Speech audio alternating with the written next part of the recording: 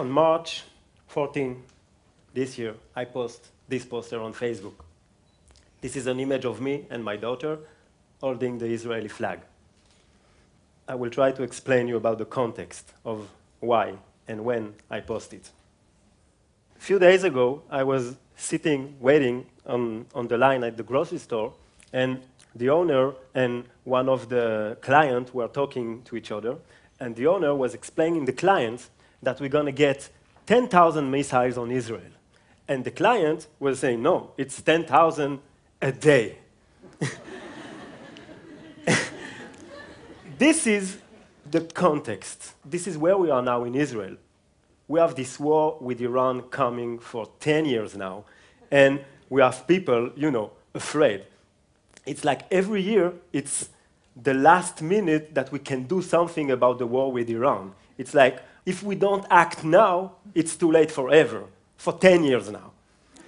So at some point, it became, to me, I'm a graphic designer, so I made a poster about it, and I post the one I just showed you before.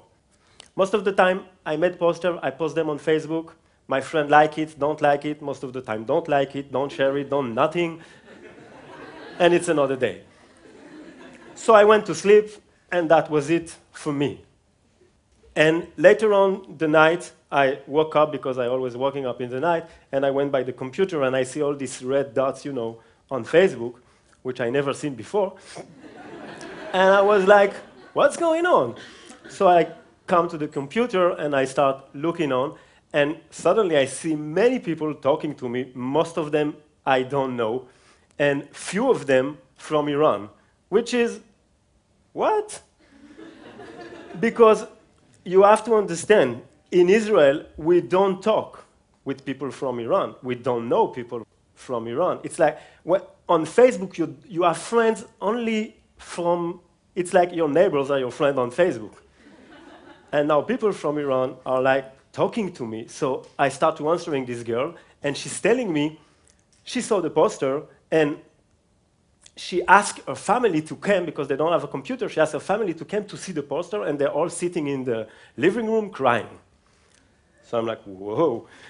I asking my wife to come, and I tell her, you have to see that. People are crying. And she came, she read the text, and she started to cry. And everybody's crying now. So I don't know what to do, so my first reflex as a graphic designer is, to show everybody what I just seen, and people start to see them and to share them, and that's how it started. The day after, when really it became a lot of talking, I said to myself, and my wife said to me, I also want a poster, so this is her. Because it's working, put me in a poster now. But more seriously, I was like, okay, this one's work, but it's not just about me, it's about people from Israel who want to say something, so I'm going to shoot all the people I know, if they want, and I'm going to put them in a poster, and I'm going to share them. So I went to my neighbors and friends and students, and I just asked them, give me a picture, I will make you a poster. And that's how it started, and that's how really it unleashed it, because suddenly people from Facebook, friends and others, just understand that they can be part of it. It's not just one dude making one poster, we can be part of it. So they start sending me pictures and ask me, make me a poster, post it. Tell the Iranians, we from Israel love you too. It became, at some point it was really, really intense. So many pictures. So I asked friends to come, graphic designer, most of them, to make poster with me because I didn't have the time. It was a huge amount of picture. So for a few days, that's how my living room was. And we received Israeli posters, Israeli image, but also a lot of comments, a lot of messages from Iran. And we took these messages and we made poster out of it, because I know people, they don't read. They see images. If it's an image, they may read it. So here's a few of them. This one is really moving for me because it's the story of a girl that has been raised in Iran to walk on an Israeli flag to enter her school every morning. And now that she sees the posters that we're sending, she said that she changed her mind. And now She loved that blue, she loved that star, and she loved that flag, talking about the Israeli flag, and she wished that we meet and we come to visit one each other. And it's just few days after I posted the first poster. The day after, Iranians start to respond with their own posters. They have graphic designers. What? Crazy, crazy.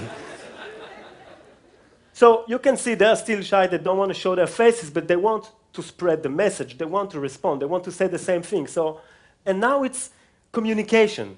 It's a two-way story. It's Israeli and Iranian sending the same message one to each other. This never happened before. And this is two people supposed to be enemy. We're on the verge of a war, and suddenly people on Facebook starting to say, I like this guy, I love those guys.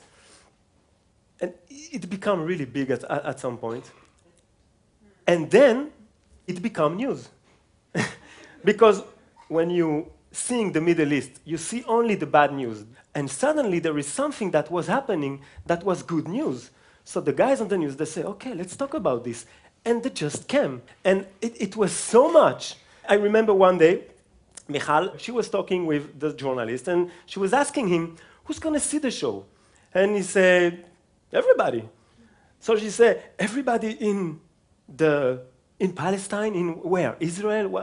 Who is everybody? Everybody. So he said, Syria? Syria. Lebanon? Lebanon.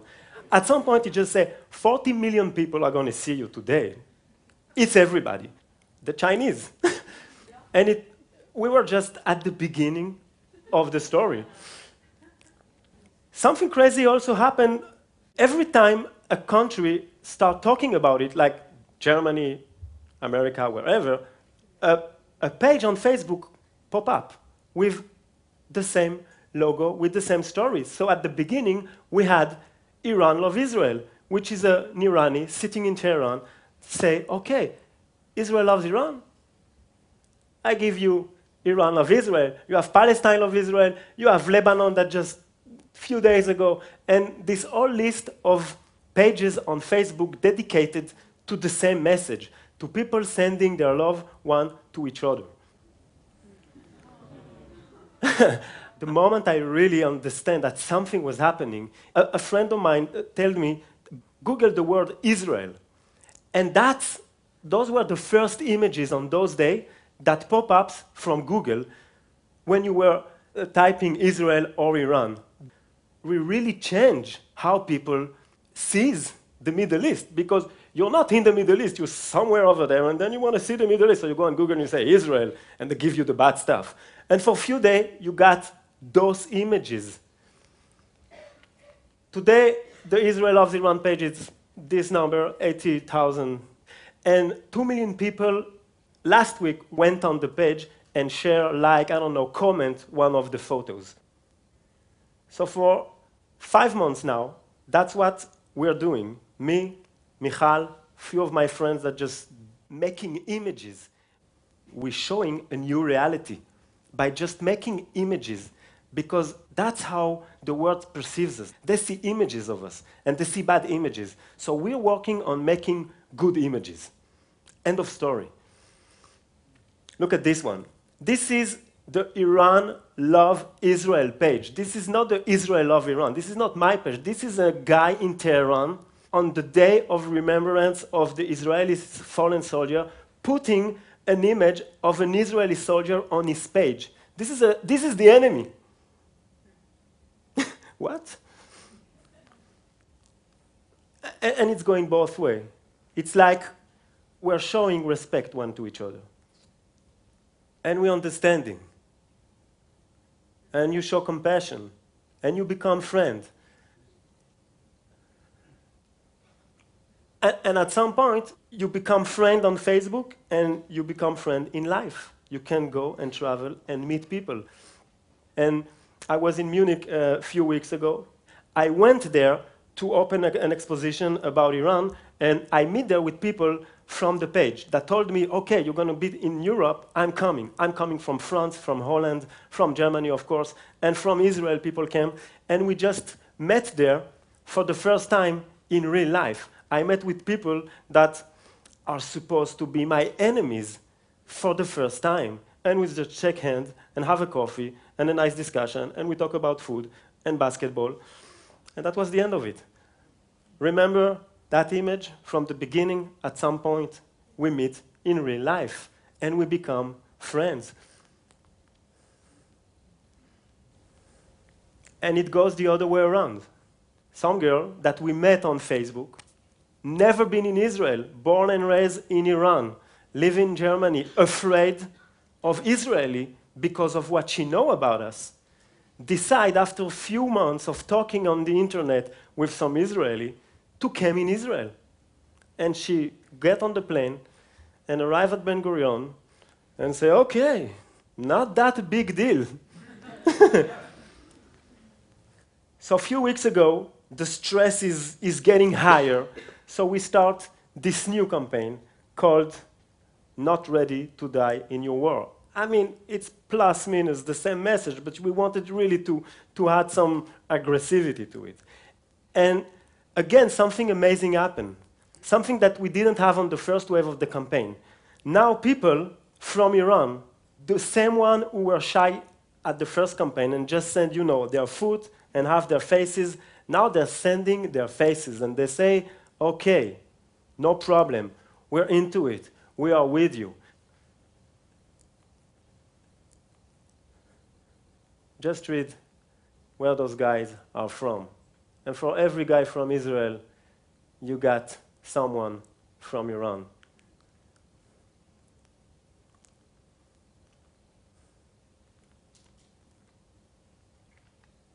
Just people sending their pictures.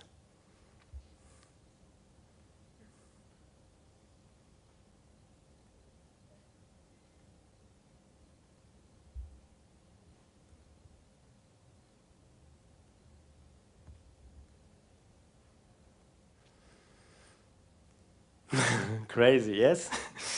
So,